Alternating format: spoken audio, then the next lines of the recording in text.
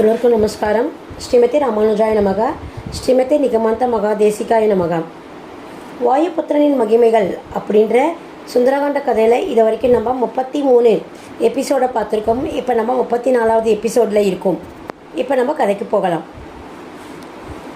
அனுமனை கட்டிவிட்டாலும் இழுத்துச் செல்வது அரக்கர்களுக்கு அவ்வளவு எளிதாக ஒன்றும் இல்லை. சுமார் 50,000 கிங்கரர்கள் ஒரு பக்கமாக கூடி நின்று இழுக்க வேண்டியதாயிற்று. ஒருவேளை அந்த யமன் தான் தன்னுடைய உருவத்தை மறைச்சிண்டு குரங்கா வந்திருக்கானோ என்று அவர்கள் தங்களுக்குள் பேசிக்கொண்டனர். இழுத்துச் செல்லப்படுகின்ற அனுமனை காண்பதற்கு வெறும் அரக்கர் கூட்டம் மட்டும் கூடவில்லை. ராவணனுக்கு ஏவல் செய்கின்ற தேவ, கந்தர்வ, கிண்ணர, யக்ஷ, வித்யாதரர்கள் அத்தனை பேருமே அங்கிருந்தனர். அக்கூட்டத்தில் அனுமனுக்காக கண்ணீர் சிந்த அரக்கரல்லாத பலரும் இருந்தனர்.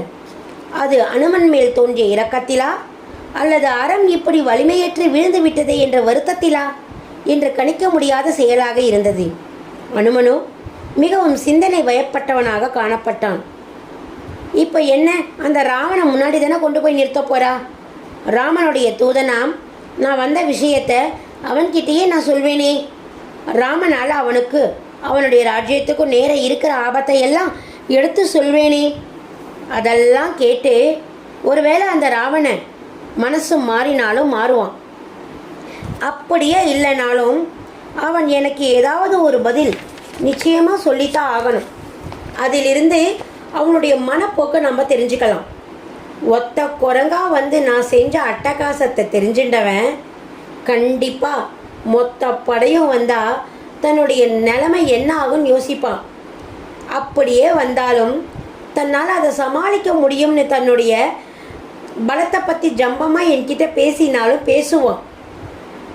அதை வச்சு நானும் அவனுடைய பாதுகாப்பு எவ்வளவு தூரத்துக்கு இருக்குன்னு எடை போடலாம்.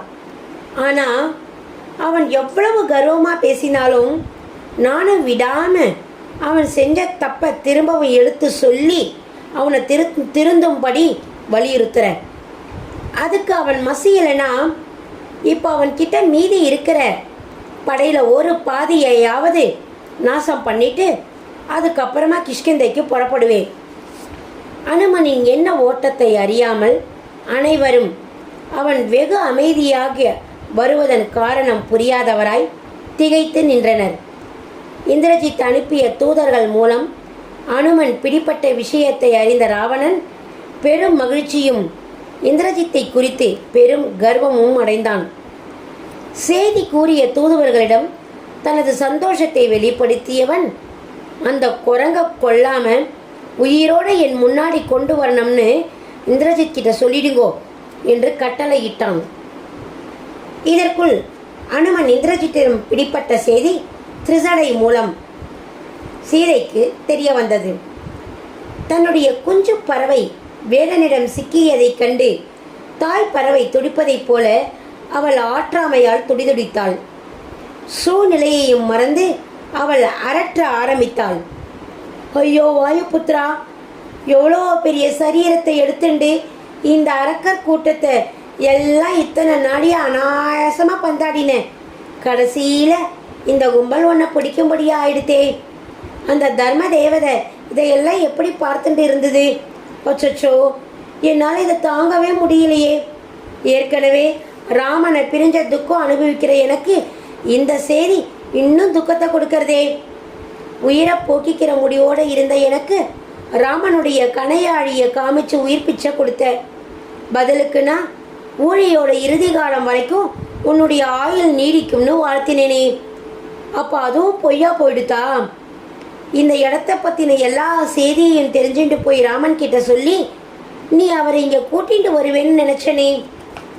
என்னுடைய சகாயத்துக்கு வந்த உனக்கு ஒரு ஆபத்து வந்துடுத்தே. அதுக்கு என்னுடைய துரதிருஷ்டம்தான் காரணமாயிடுதா? வாயுபுத்ரா, உன்னை நான் மறுபடியும் பார்ப்பேனா? உன்னுடைய தைரியமான வார்த்தையெல்லாம் மறுபடியும் கேட்பேனா? கதறிக்கொண்டே மயங்கி கீழே விழுந்தாள் சீதை. இதோட இந்த எபிசோடு முடிகிறது. அடுத்த எபிசோடை அடுத்த வீடியோ செஷனில் கவனிக்கலாம்.